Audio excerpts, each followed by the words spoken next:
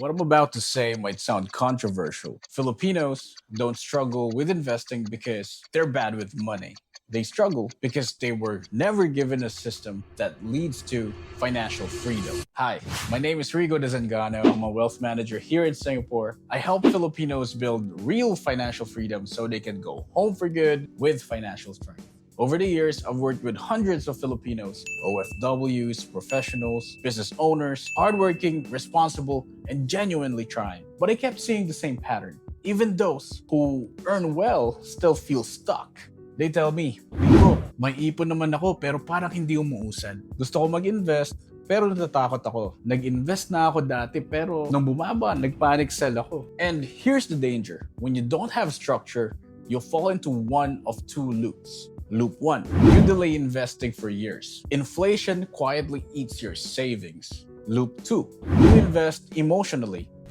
Emotional, damn it! You panic when market moves. You convince yourself that investing is unsafe. Different paths, same outcome. You work hard but never build freedom. So I started looking deeper. Filipinos don't struggle because they lack discipline. They struggle because they were given the wrong framework. So in this video, I'll explain why and share the exact framework I personally use and teach my client. Filipinos are some of the hardest working people in the world. Pero pagdating sa investing, lalo na sa global investing, hirap na hirap tayo. Why? Because we grew up in survival mode. Trabaho muna, padala muna, bayad muna ng bills. Money has always been about solving today's problem, not designing the future. So risk feels dangerous. One wrong decision doesn't just affect you, it affects your whole family.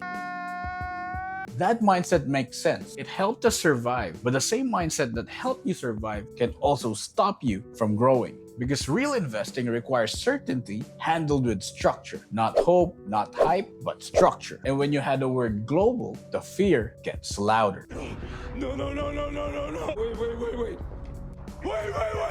Global investing feels far away. Different currency, different platform, different rules, and nobody really explains how market works. So people either avoid investing completely or jumping in emotionally. Both come from fear. Fear makes people rush. Fear makes people sign contracts they don't understand. Fear makes people panic when markets move. And fear is expensive. So let me simplify global investing. It's owning small pieces of businesses and assets outside the Philippines, usually through diversified funds. So you're not dependent on one company, one country, and one currency. That's it. It's not pangmayaman. It's not magic. Magic.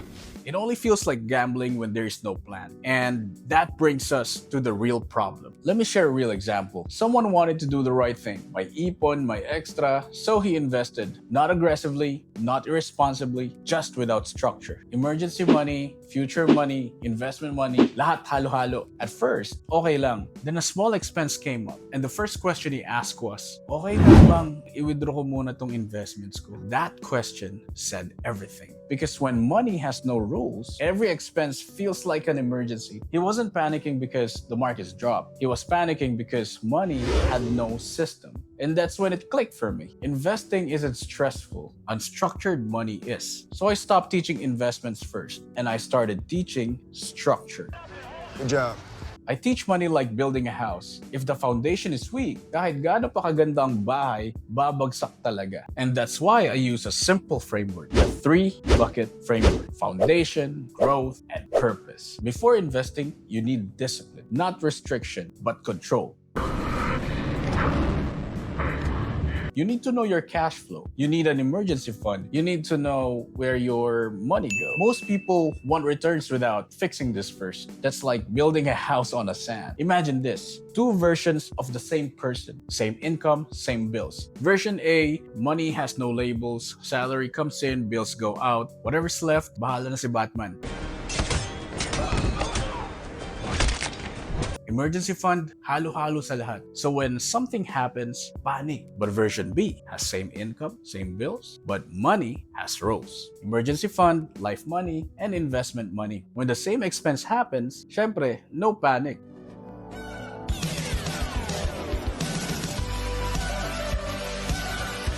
Version B doesn't feel richer, he feels calmer. Bucket 1 doesn't increase income, it stabilizes your nervous system.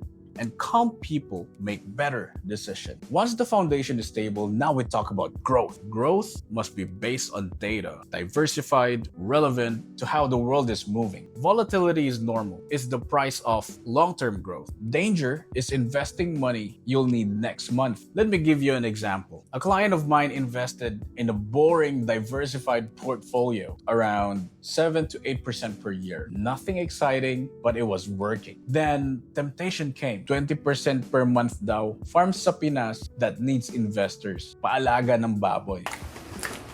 Data does not shout. Hype does. He pulled out from his boring investment portfolio and months later, tawag siya sa akin, "Sir, scam pala yung pinasok ko. Ubus po lahat ng pera." It wasn't greed. It wasn't stupidity. It was leaving data for excitement. Volatility is normal. Hype is dangerous. Even if you do bucket 1 and bucket 2 perfectly, you can still panic without bucket 3. Bucket 3 answers one question. Para saan ba to? A Singapore OFW once asked me to review his portfolio. Investments, insurance, buong portfolio niya. I asked him, ano yung outcome ng investments nito? Passive income, retirement, home for good, tuition, business capital? Di ko po alam, sir. Huh? So I asked, okay, let's say lumago yung pera. Then what? Tahimik. Sabi lang nila sa akin, sir, maganda daw to, lalaki daw yung pera. That investment had no destination. Money without a why creates anxiety. Money with a why creates patience. This is why this channel exists. Not to sell hype, not to push products, but to give Filipinos structure. If you want this framework applied to your real life, I offer a free training. Link in the description, comment down below which bucket you're currently working on. Bucket 1, bucket 2, or 3. When you fix the foundation, choose data over hype, and anchor money to purpose, investing becomes calm, predictable, boring in a good way. So I'll see you in the next video.